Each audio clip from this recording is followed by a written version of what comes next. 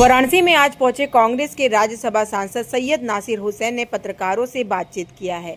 इस दौरान उन्होंने केंद्र सरकार और प्रधानमंत्री नरेंद्र मोदी पर कई मुद्दों को लेकर निशाना साधा।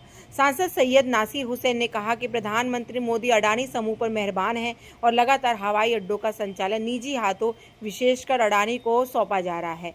उन्होंने सवाल उठाते हुए कहा है कि जो एयरपोर्ट अभी बचे हुए हैं उन्हें भविष्य में निजीकरण से बचाने की गारंटी कौन देगा।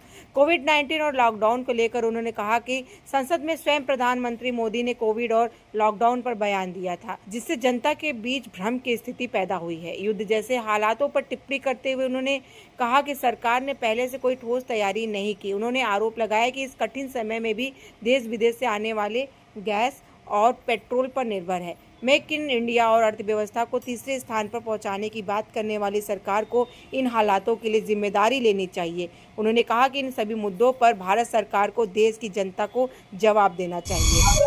उस फाइल्स को दबाने के लिए ये युद्ध किया जा रहा है, क्योंकि युद्ध की कोई तैयारी नहीं थी। अचानक से युद्ध शुरू किया गया है। 50 तरीके के बातें हो रहे हैं, लेकिन इसका खुलासा अमेरिका को और इजराइल को करना चाहिए। वो जो तर्क दे रहे हैं वो कन्विंसिंग नहीं है किसी के लिए, और इसीलिए ट्रंप के बार बार अपील करने के बावजूद ना इंग्लैंड, ना फ्रांस, ना स्पेन, उनके जो ओल्डेस्ट अलाइज हैं, कोई भी अभी तक जंग में हिस्सा नहीं लिया, उनका साथ नहीं दिया। नरेंद्र मोदी जी आने के बाद कितने एयरपोर्ट बिके हुए हैं, कितने बंद हुए, कितने बिके, कितने डिफेक्टेड हैं।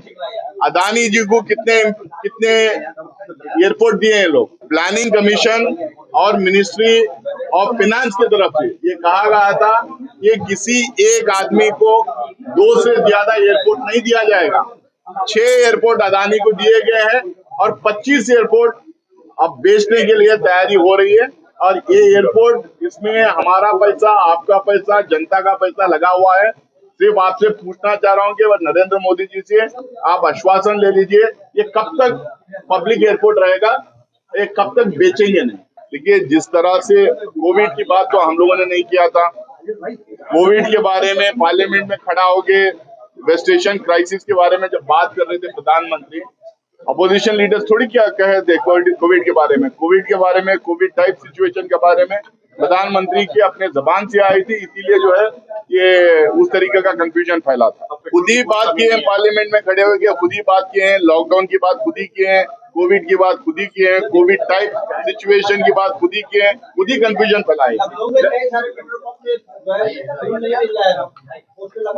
देखिए, वही मैं बात कह रहा था कि हिंदुस्तान की सरकार के तरफ से जो वेस्ट एशिया में जो जंग चल रही है, उस जंग का इम्पैक्ट जो हिंदुस्तान में होने वाला था या होगा, उसको लेके हमारे सरकार की कोई तैयारी नहीं है। और बार बार हम ये बोल रहे हैं कि 12 साल से अब सरकार में आए, अब मेक इन इंडिया की बात करते हैं। इंडिया को वर्ल्ड नंबर 3 इकोनॉमी बनने जा रही है, 5 ट्रिलियन इकोनॉमी बनने जा रही है। आपसे हम पूछ रहे हैं कि आप इतना जो ट्रम्पेटिंग करते रहते हैं, इतना अपनी पीठ थपथपाते रहते हैं, आप बताइए, आज भी 90% हिंदुस्तान का पेट्रोल, डीजल, गैस बाहर से इंपोर्ट होता है।